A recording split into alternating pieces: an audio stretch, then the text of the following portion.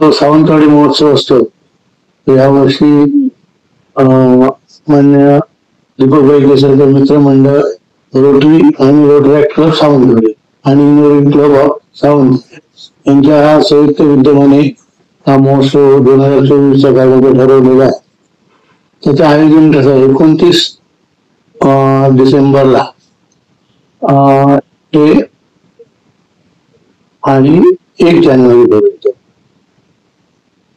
29 ते 1 आलेला आहे.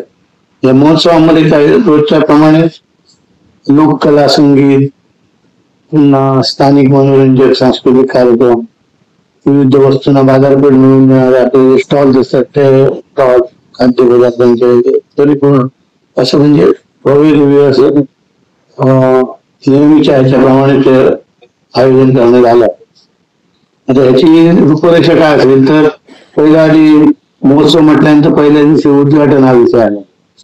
तो 29 डिसेंबरला आपले कुडाळ मालवण मतदारसंघाचे आमदार नितीश राणे साहेब आणि दीपकभाई केसरकर यांच्या हस्ते होणार. आणि त्याच दिवशी रात्री ते 8 वाजता ऑर्केस्ट्रा 700 संगीत हा कार्यक्रम होणार आहे. आणि या कार्यक्रमात आपली महाराष्ट्राची हास्य जत्रा सूरनावा ध्यास नावा फेम जी धनश्री कोरगावकर आहे, ही स्टार त्या ठिकाणी उपस्थित राहणार आहे, प्रमुख उपस्थिती आहे. आणि हे सर्व रोटरी क्लब ऑफ सावंतवाडी यांच्या माध्यमातून तसेच दीपकभाई केसरकर मित्रमंडळ यांच्या संयुक्त विद्यमाने होतात. दुसऱ्या दिवशी 30 डिसेंबरला 6 वाजल्यापासून युनिव्हर्सिटी क्लब आणि दीपकभाई केसरकर मित्रमंडळ त्यांच्या सहित ब्युटी कॉन्टेस्ट. त्याच्यानंतर 31ला दीपकभाई केसरकर मित्रमंडळाचे आवाज आर्ट हे इव्हेंट निर्मित बेधुंद हे ऑर्केस्ट्रा 9 वर्षाचा हा कार्यक्रम. आवाज काय हे आवाज आर्ट इव्हेंट, आवाज आर्ट इव्हेंट हे आहे निर्मित, त्यांनी निर्मित केलेले या प्रोग्राम त्यांचा आहे. बेधुंद 2025 जल्लोष 9 वर्षाचा. त्याच्यामध्ये चांगले सुप्रसिद्ध असे गायक आहेत, वादक आहेत, श्री शैलेश पाटोळे आहेत, तसंच ऑर्केस्ट्राचे म्हणजे चांगले गायक आहेत, मोठे चांगले राहुल पॅरे वगैरे अशी गाणी आहेत. इंडियन आयडॉल फिल्म येतो हा राहुल, हा ना खरे ना खरे हा राहुल खरे इंडियन आयडॉल आहे. त्यांनी त्यात आपटे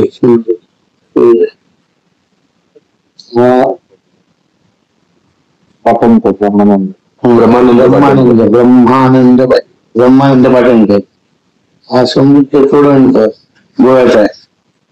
त्यासोबत ते Zee Marathi drama junior fame सगळेजण आहेत. आणि त्यांचा 20 जणांचा हा समूह आहे, नृत्य समूह. आणि 1 जानेवारीला समारोपाचा कार्यक्रम. आणि सांस्कृतिक कार्यक्रम आहे. दिनेश मेस्त्री आहे, 1 जानेवारी बुधवार येतो.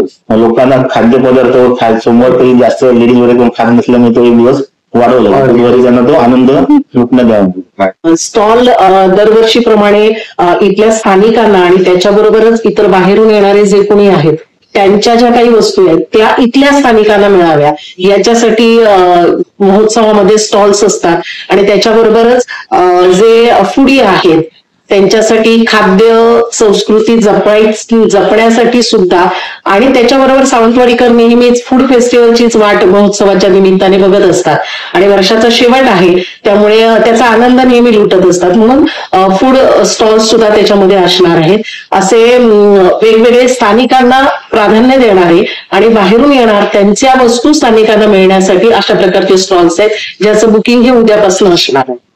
आणि आपला हा महोत्सव गार्डनच्या परिसरामध्ये आहे, त्याच्यामुळे गार्डनमध्ये सगळे स्टॉल, मग ते खरेदी विक्रीचे स्टॉल असतील किंवा फूड स्टॉल आहेत, हे सगळे आपल्या बाजूला आहे. त्याच्यामुळे एक स्वातंत्र्य प्रत्येकाला असणार आहे खाण्याच्या बाबतीतलं. आतमध्ये जाऊन विविध प्रकारचे स्टॉल्स तिथं उपलब्ध असणार आहे. गार्डन मध्ये दरवर्षी तसं स्टॉल बाहेर असायचे. त्याच्यानंतर असं ठेवलं की फक्त आईस्क्रीमचेच असतं आणि जे महिलांचे दागिने वगैरे त्याचे किंवा साड्या वगैरे ते स्टॉल फक्त बाहेर ठेवावे आणि शक्यतो खाण्याचे पदार्थ फूडचं कसं असतं ते सध्या आतमध्ये ठेवलं. काय काय लोक ऑड होतं त्यांना समोर सगळ्यांसमोर जेवण वगैरे, त्याच्यामध्ये स्टॉल खाद्यपदार्थाचे स्टॉल आतमध्ये ठेवण्याचं ठरवलं. आणि जाण्याचं मार्ग नाही, आपण दरवर्षी स्टेज लावतो गेट, तिथे न लावता तर क्रॉस थोडं चेंज केलं जाईल, म्हणजे पूर्ण गेट ओपन ठेवून स्टेज क्रॉस केलं जाईल. हा, खाण्याचे स्टॉल असले की समोर खुर्च्या भरपूर लागतात, मग त्या समजा लावल्या तर ती जागाच कमी राहते शिल्लक. आणि आणखी एक सूचना मंगळवारची जरा आपण करूया.